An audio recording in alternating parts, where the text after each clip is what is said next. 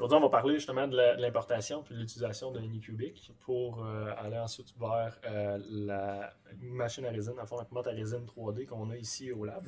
Dans le fond, l'imprimante 3D qu'on a, nous autres, c'est une Anycubic Photon Mono X, la version 6K. Vous pouvez le voir justement en bas dans la machine qui est ici, il est sélectionné directement. Donc, on l'a directement là. Tous les ordi qu'on a au lab sont déjà setés pour ça, incluant aussi le paramètre de sliceage qui est justement le 4 secondes pour l'exposure time pour notre résine qu'on a. Il faut prendre en considération que nous, on n'utilise que de la résine lavable à l'eau.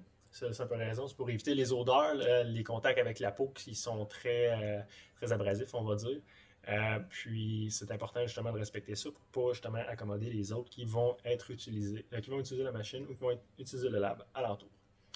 Pour arriver à notre Anycubic, on va justement commencer par ouvrir le slicer. Vous allez voir que votre environnement d'impression 3D qui est ici, justement, est toute complète. Ça, c'est ce qui vous donne la possibilité, justement, d'imprimer. On voit tout le carré autour, qui va vous donner la possibilité d'utiliser tout le plateau. Le plateau qui est ici, il faut penser aussi que le plateau, lui, est à l'inverse.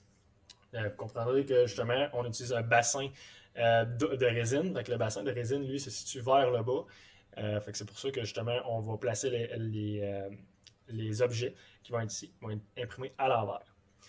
On va commencer avec justement l'importation d'un modèle. J'ai choisi deux modèles déjà qui vont être utilisés, qui sont ici.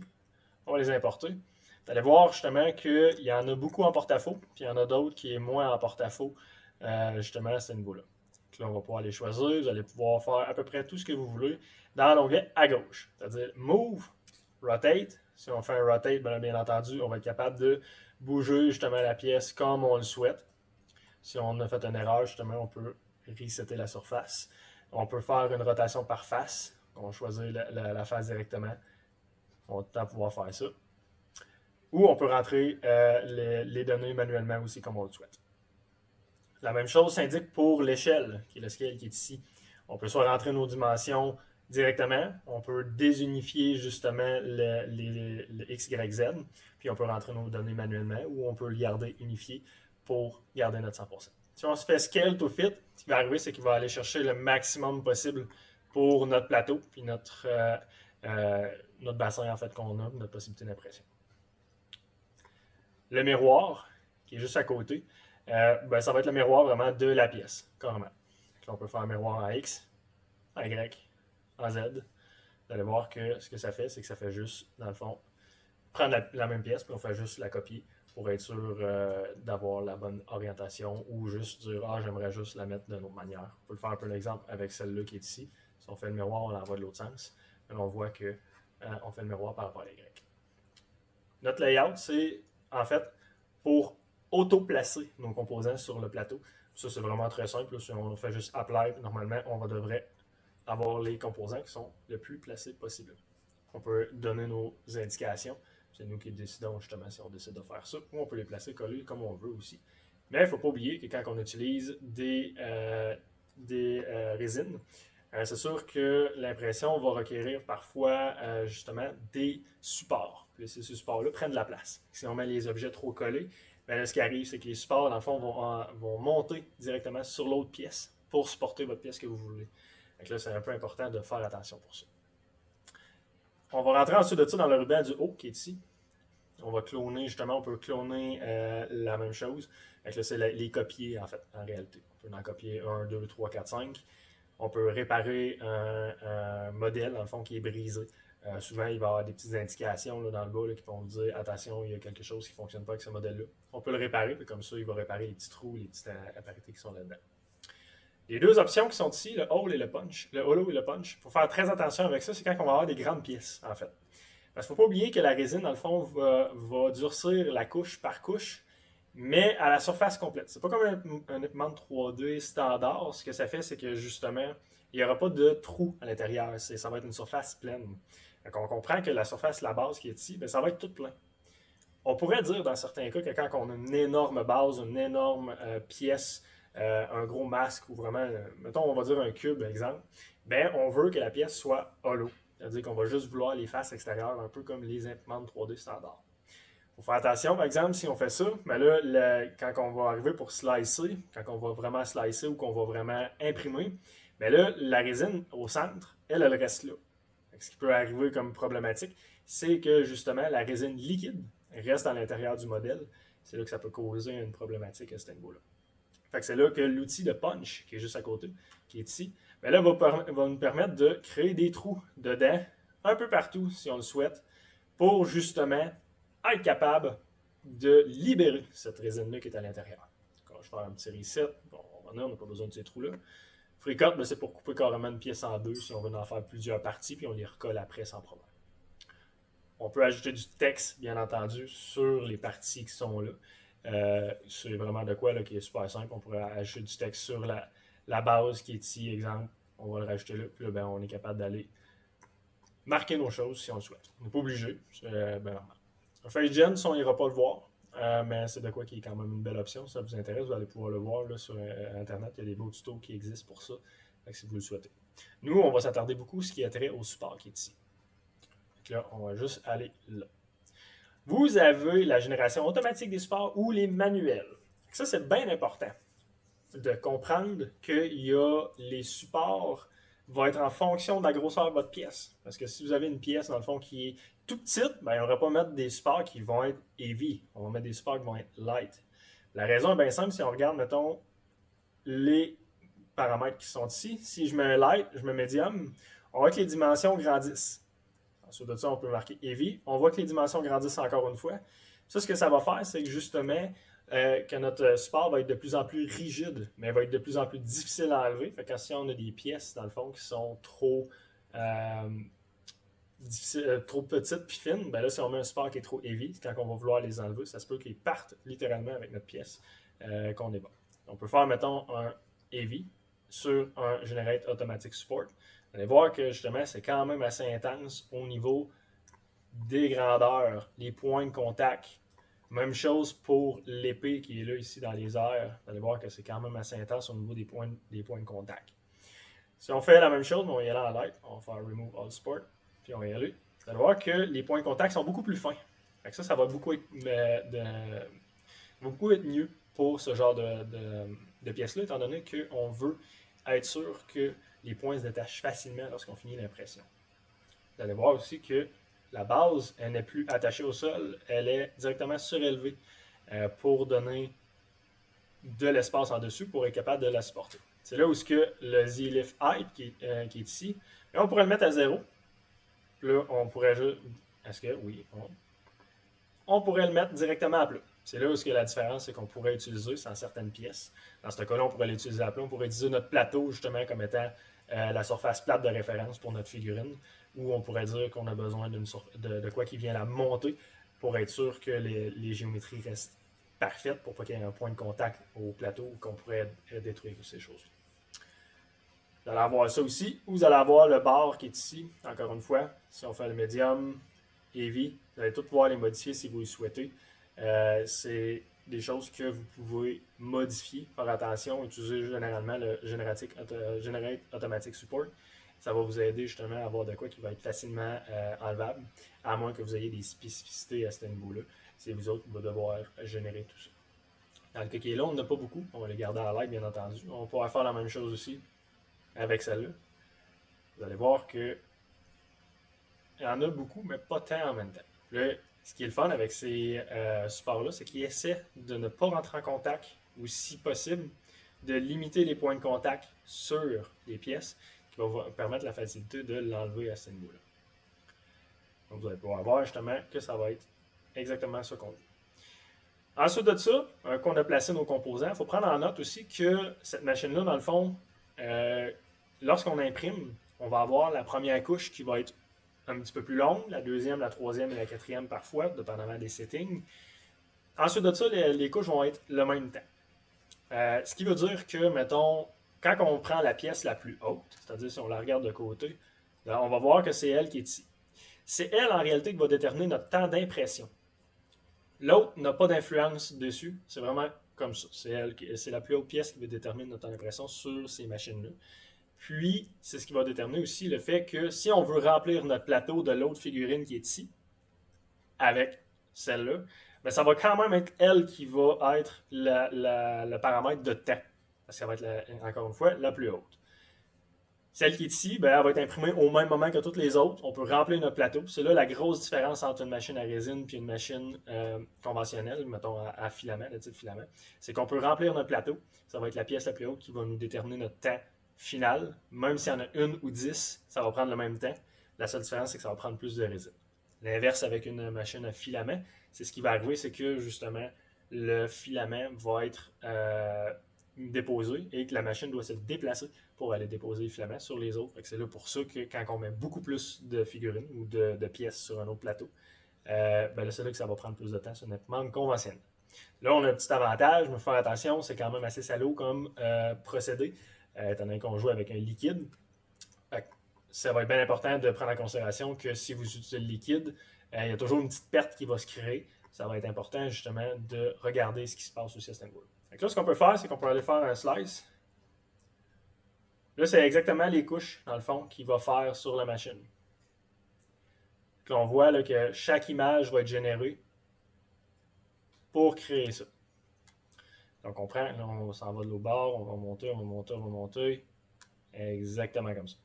Ça va vous dire le nombre de millilitres qui est là. Faire attention, le prix, normalement, ne devrait pas être très bon. Mais on prend que c'est 20,67 ml. Nous, on a des 1000 grammes. On va le considérer 1 pour 1 à ce niveau-là.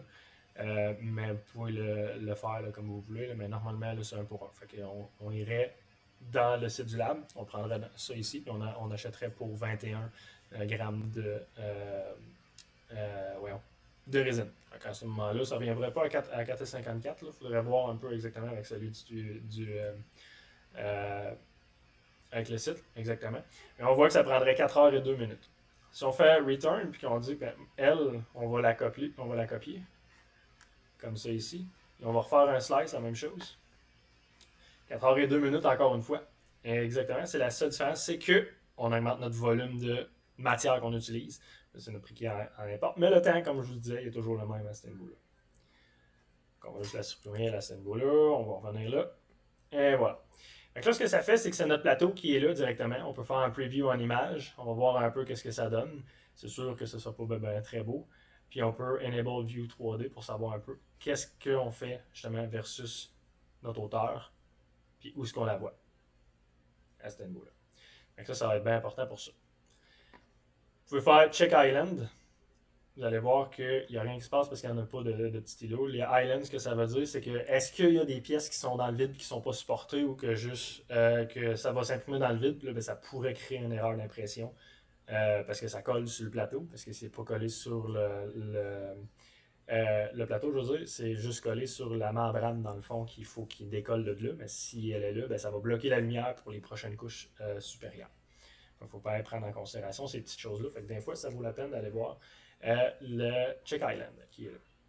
Ensuite de ça, c'est très simple. Ce qu'on va faire, c'est qu'on va prendre une clé USB, puis on va juste l'enregistrer, puis ensuite de ça, on va aller sur la machine pour démarrer le tout. Donc là, on va aller là, Save Slice File. On va aller chercher ici. Là, on va aller chercher notre lecteur, on va le mettre directement là dedans. Vous allez voir le file qui est ici, WMB. Ça, c'est un file exactement comme ça. C'est là où le saving file peut être long un petit peu, dépendamment de votre ordinateur, étant donné qu'il génère des images. C'est toutes ces images-là qui sont très, très, très lourdes.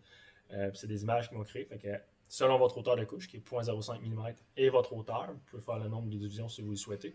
Vous pouvez aller ici, Layer 1182. Fait qu'il faut faire 1182 images à enregistrer pour être capable de le faire. Fait que si on va voir justement là ici, on va avoir ici, on a quasiment 20 MB pour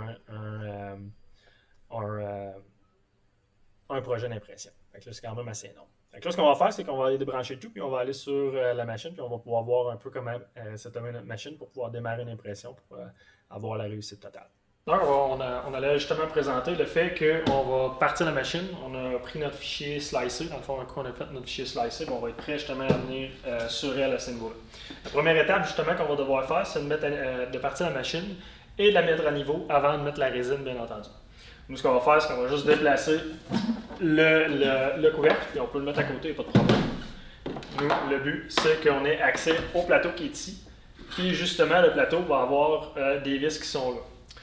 Ces vis-là, justement, vont permettre d'ajuster le niveau du plateau par rapport à notre vitre qui est là, ce qui est ultra important. On doit le faire à chaque impression parce qu'on enlève notre plateau puis on recommence à chaque fois.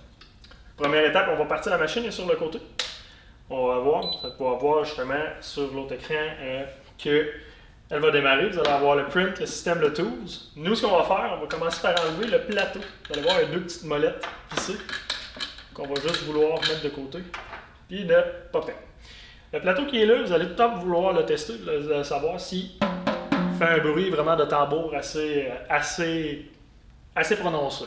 Si c'est le cas, c'est super. Si c'est pas le cas, vous pouvez demander justement au responsable du lab la journée pour vous rassurer et savoir s'il est encore en bon état, s'il faut le changer ou pas. Okay, nous, on a tout le matériel pour le changer à ce niveau-là. Petite note, justement, en arrière de la machine, vous allez avoir justement les documents pour utiliser la washing cure et vous allez avoir le document pour démarrer la machine qui est ici. Donc, on va le mettre. On va garder ça de côté. On va le mettre en arrière pour moi pour le moment. Toujours faire attention pour percer cette bassine-là parce que sinon il va y avoir de la résine partout, bien entendu. On a notre clé USB qu'on peut insérer. Vous allez voir que normalement il devrait être pris en compte, puis là, on ne touche plus à ce niveau-là. Nous, ce qu'on va faire, c'est que là, on va voir qu'il y a un écran ici. On fait attention de mettre nos doigts dessus. On fait attention de ne pas la graffiner. On fait attention de vraiment rien toucher parce que cet écran-là vaut très cher. Donc, on fait exprès pour faire très attention. Vous allez voir qu'on utilise seulement de la résine lavable à l'eau, comme on a parlé tout à l'heure. Là, on garde la même chose encore une fois à ce niveau-là. Pour enlever le plateau, on a la molette qui est juste en haut. Là, on vient de vraiment slacker le plateau. On va mettre notre main en dessous et on va s'assurer justement de le prendre avec nos mains pour être sûr qu'on ne l'échappe pas sur notre écran. On s'assure qu'il est bien au fond. Ensuite de ça, on vient le visser juste serré, pas en malade. On vient vraiment juste la côté pour qu'il soit quand même vraiment stiff. Là, à ce niveau-là, on est prêt justement à venir ajuster notre nivellement de plateau. On a une petite feuille ici. This paper can be used for leveling. Fait que celle-là, on va venir la placer directement sur l'écran avant même qu'on place un outil au-dessus de l'écran. Donc, on la garde exactement comme ça. À la gauche, j'allais avoir justement une clé Allen qui va être là, qui va servir justement à dévisser les 4 vis. On ne les enlève pas, on fait juste les slacker. Vous allez voir justement, c'est à peu près un quart de tour à un demi-tour chaque. Et ensuite de ça, le plateau va devenir lousse directement. Un coup que lui est lousse, on va le vérifier à la main, bien entendu. Et voilà. On vérifie qu'il est lousse, comme ça.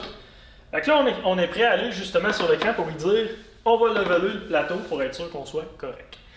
Fait que là, on va aller dans Tools ici, Mosey, puis là, on va lui demander d'aller à la maison. Fait que là, on va la laisser aller justement. Elle va pouvoir descendre, puis on va l'entendre. Probablement que le plateau va bouger par rapport à l'écran qu'on a, c'est tout à fait normal. C'est pour ça qu'on le slack avant, parce que si il y a un mauvais ajustement, on pourrait rentrer puis forcer la plaque dans le plateau. C'est ce qu'on veut vraiment pas avoir pour ne pas briser rien de la machine. On va être sûr qu'elle reste en bon état pour tout le monde. Donc là, elle arrive bientôt. Vous allez voir, c'est pas la machine la plus rapide à ce niveau-là. Elle n'a pas besoin d'être rapide comme ça. Elle va pouvoir imprimer comme ça. Et voilà, on arrive à la bonne place. Nous, ça va être important d'appuyer vers le bas. Vraiment, là, on appuie les deux côtés fermement vers l'écran. On va vraiment s'assurer qu'on la tient comme ça, puis on prend notre autre main, on prend la clé Allen, puis on va venir serrer, justement. Bon, encore une fois, on accote, on ne vient pas trop serrer fort, parce que sinon on peut risquer d'endommager les filets des vis. Puis un coup que ça c'est réglé, on va pouvoir, je vais prendre ça. C'est bon. Et là, on va le faire, moi j'ai fait en diagonale bien entendu pour être sûr que tout soit correct. On va prendre le bord pour juste la serrer. Et hop. Et un coup de serrage. Comme ça. Tout c'est fait, on regarde bien l'écran en bas. On va dire, est-ce qu'on veut que ce soit notre Z0? Oui. Setting Z0, Enter. Puis quand on va faire Enter, excusez, là il va demander, est-ce qu'on veut remonter la plateforme? On va dire, bien sûr. On va entrer. Et là, on peut enlever notre petit papier de justement Can be leveling. On va pouvoir la mettre en dessous pour la prochaine utilisation de la personne. Et voilà. On est prêt, on peut remettre la clé Allen directement à côté. Et le but en ce moment, ça va être de prendre notre plateau qui est ici, S'assurer qu'il n'y a pas de trou comme on parlait tout à l'heure. L'insérer en dessous, comme ça. Et là, on va ajouter les molettes. Comme ça. On va serrer les deux côtés en même temps et de façon égale. On ne serrera pas un côté pour ne pas forcer la bassine d'un côté ou l'autre. On va la garder juste à côté, on ne veut juste pas qu'elle bouge. C'est super important pour la qualité d'impression, on ne veut pas qu'elle bouge du tout. On a réglé justement notre premier niveau. Fait que là, c'est super bon. On peut revenir à l'endroit de départ directement. On va attendre là. Puis là, ce qu'il va nous rester à faire, c'est de prendre la résine et justement d'en déposer à l'intérieur. La résine, nous autres, elle est juste en bas. La résine, on s'est accroché. Clear Green, on est là avec celle-là. Allez voir. Ça. Fais attention. Puis on va l'enverser un petit peu. Vous allez voir qu'à l'intérieur, une ligne maximum. Mettez-la pas tout le temps à la ligne maximum. Vous faites une petite impression, comme on a vu, les deux petites figurines qu'on fait, c'est pas beaucoup. Fait que vous n'êtes pas obligé d'en mettre beaucoup. Ça a besoin d'environ 40 grammes qu'on avait. 20 grammes, je pense, ou 40 grammes. Qu'on veut juste s'assurer qu'on arrive au premier ridge. C'est-à-dire, il y a un petit côté qui est en biseau, puis il y a un côté qui est plate dans la bassine. Fait qu'on va se mettre jusqu'au côté plat. Puis on va juste le déverser sur le côté tranquillement. On va s'assurer de ne pas faire de dégâts. Juste comme ça. On va le laisser couler un petit peu. On va s'assurer qu'il y en a partout. Et voilà. Comme ça ici. On va fermer le tout. On va le remettre dans son petit sac juste après l'avoir parti. Là, automatiquement, c'est prêt. Donc là, ce qu'il nous reste à faire, on sait que la résine, elle est sensible aux rayons UV. C'est de la résine sensible à ça. On va remettre tout de suite notre couvercle par-dessus. Vous allez voir qu'il y a un petit sticker en arrière. Il va tout le temps devoir être en arrière. C'est ce qui va protéger dans le fond. Puis il va dire au petit signal, OK, tu peux partir la machine. Si on l'enlève, elle va se mettre automatiquement en pause à ce niveau-là. Et voilà. Si on revient sur notre écran, justement, on va pouvoir voir le print. Théoriquement, moi, c'est sûr que j'ai mis le seul fichier dedans. Ça se peut qu'il y en ait. Vous pouvez naviguer avec les flèches. Mais moi, je sais que qu'est-ce que j'ai mis, c'est le premier qui est là. Si je clique, vous allez voir justement ce que ça va donner. Est-ce que c'est le même fichier qu'on est en train de faire? On valide, bien entendu. Si oui, on va peser sur plus, puis la machine va démarrer là, très rapidement après ça. Et voilà. Puis en théorie, ce qu'elle va faire, c'est qu'on va rentrer dans le matériel, puis on vient entendre un petit 1. Ça veut dire qu'on est allé à côté au fond, c'est tout à fait normal. On va la laisser aller, vous allez voir la première image qui vient d'apparaître, c'est qu'est-ce qu'elle va faire tout le temps à fil du compte. Mais là, on va entendre le bruit que ça fait, on veut que ça fasse un toc, parce qu'on veut que ça décolle de notre fil, du petit tambour qu'on parlait tantôt. Là. On va l'écouter, ça dure quelques secondes.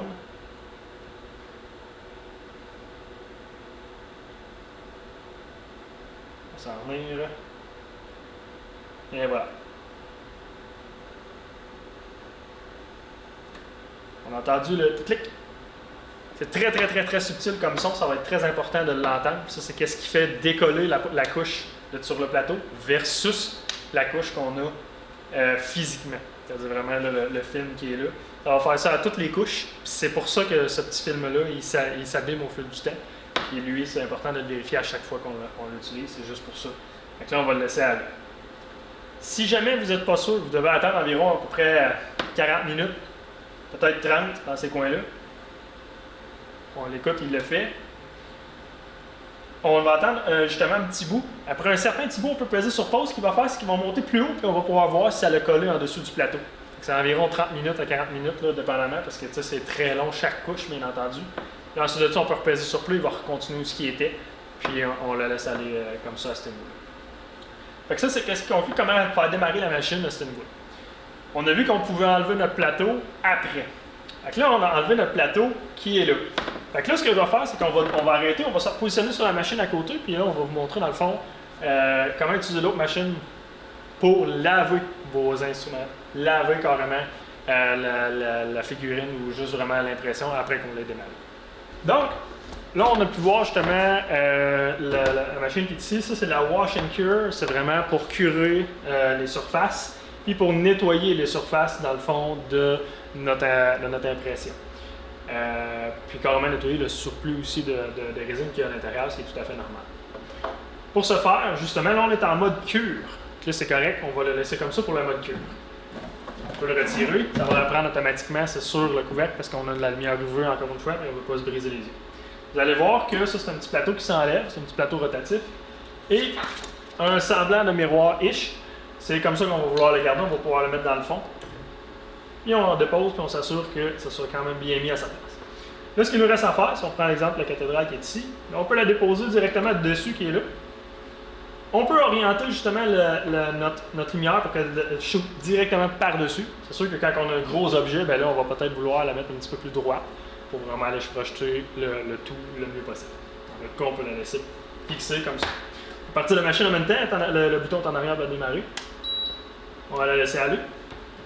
On va pouvoir mettre notre couvercle par-dessus. Puis on va pouvoir demander exactement wash ou cure. Donc là, nous, on veut curer en ce moment. Donc là, on va juste cliquer une fois. Là, ben, on est en mode cure qui est là. Là, ici, ça va être votre temps. Avec la petite molette, on peut y aller, là, on peut en mettre du temps en masse. Généralement, on va dire que c'est une minute. On va y aller à coup d'une minute. Vous allez voir justement ce que ça va donner. On veut juste éliminer la couche grasse qu'il y a dessus pour être sûr qu'on puisse le toucher après et que ça soit super bon. Ensuite de ça, ben, on est prêt, on peut partir, on pèse sur le bouton. Et voilà. On attendrait la minute, elle arrêterait tout seul. Si vous voulez l'arrêter en cours, vous pouvez repaiser sur le bouton et elle arrête automatiquement, vous êtes sûr d'être correct. Pour la transformer en wash, maintenant on peut mettre la mode wash tout de suite. Ça, on peut faire ça. On peut enlever notre couvercle. On peut remonter dans le fond notre lumière qui est ici. On va enlever la pièce bien entendu. On va pouvoir enlever carrément ça. On va pouvoir tasser aussi notre petit miroir. Puis là, ensuite de ça, il y a une belle surface qui est ici. Là, je vais me tasser, je vais aller chercher la bassine d'eau. Avec le bassin d'eau qui est ici, c'est vraiment un bassin. Nous, il y a de l'eau à l'intérieur, on peut l'ouvrir sur le dessus.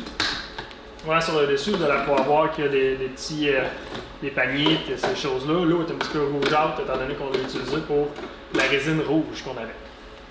On vient fermer le tout. On s'assure que c'est bien scellé. Parfait. On va mettre notre temps, puis là, on peut y aller avec du 15 minutes, 10-15 minutes sans problème. Là, on pourrait le monter à 12 exemples. Là, en cliquant dessus, là, on va entendre la différence. C'est que là, la petite molette là, en dedans, là, elle va tourner là, bien rapidement, puis elle va faire brasser toute l'eau pour nettoyer le tout. Là, ensuite de ça, on est tanné, on va dire qu'elle est prête, elle va arrêter quand c'est le temps. C'est super. On le voit, l'eau, elle commence à brasser un petit peu, ça c'est super à ce niveau-là. On va recliquer dessus. On voit là que il y a un bon mouvement d'eau. C'est normal, c'est ce qu'on veut, on va vraiment un flow, on veut vraiment nettoyer le plus possible. On va arrêter ça. On pourrait prendre la pièce à l'intérieur, on va aller la démouler, on va vraiment, la démouler, la décoller du plateau, on va prendre la petite spatule, puis on va cogner très tranquillement. On a la tête établie pour ça, puis on prend le petit marteau pour ça, puis on la cogne très tranquillement. Attention, on ne cogne pas notre plateau d'impression avec la spatule sur le coin, sinon vous allez le rayer. Il y a déjà du monde qui ont fait ça. Donc là, il y a des rayures dessus. Ça n'empêche pas le fonctionnement de la machine, mais pareil, on veut éviter d'endommager le plateau le plus possible. Puis on décolle tranquillement, si vous avez besoin d'aide, vous le demandez, il n'y a pas de problème. Puis on va vous aider justement à le décoller. En le décollant, ensuite de ça, vous pouvez soit mettre votre pièce directement dedans, soit venir la curer directement, ou vous pouvez enlever carrément le support, le matériel comme on avait, pour être sûr et certain qu'on n'ait pas de problématique là, au curage. Un coup c'est fait, c'est possible qu'il reste des petits résidus à la fin. Là, ben, vous pouvez utiliser ça, utiliser une petite lime ou une petite pierre à poncer pour justement gratter, pour pouvoir la prendre. Puis ensuite de ça, vous allez pouvoir justement laver, puis ensuite de ça, faire une peinture dessus. Fait que sur ça, merci, au plaisir de l'utiliser. On range tout notre matériel, on va nettoyer notre plateau complet. Notre bassine qu'on a. U-Disc has been removed. Là, j'ai accroché l'imprimante à côté avec de quoi. Là. Fait que là, on va. Ça se peut que l'impression. On va juste. Ouais, c'est ça. Bon, c'est pas plus grave que ça. Dans le fond, on prendrait notre plateau qui est là. On viendrait égoutter toute notre résine. Puis une fois qu'on a égoutté toute notre résine, là, on viendrait justement repartir notre impression. Pas repartir, on viendrait nettoyer notre plateau. On viendrait le remettre à sa place. On va remettre la résine excédente, puis on va la remettre dans la petite canisse avec les entonnoirs qui sont disponibles aussi encore une fois au rôle établi. Et ensuite de ça, on vient nettoyer notre poste de travail pour s'assurer qu'il ne reste aucune résine à nulle part. Puis ensuite de ça, là, ça devrait être super bon. On ferme les machines, puis après ça, vous êtes bon pour y aller pour le reste. Fait que sur ça, merci. Puis s'il y a de quoi, gênez-vous pas, on va vous aider avec ça. C'est quand même un procédé qui est quand même assez touché.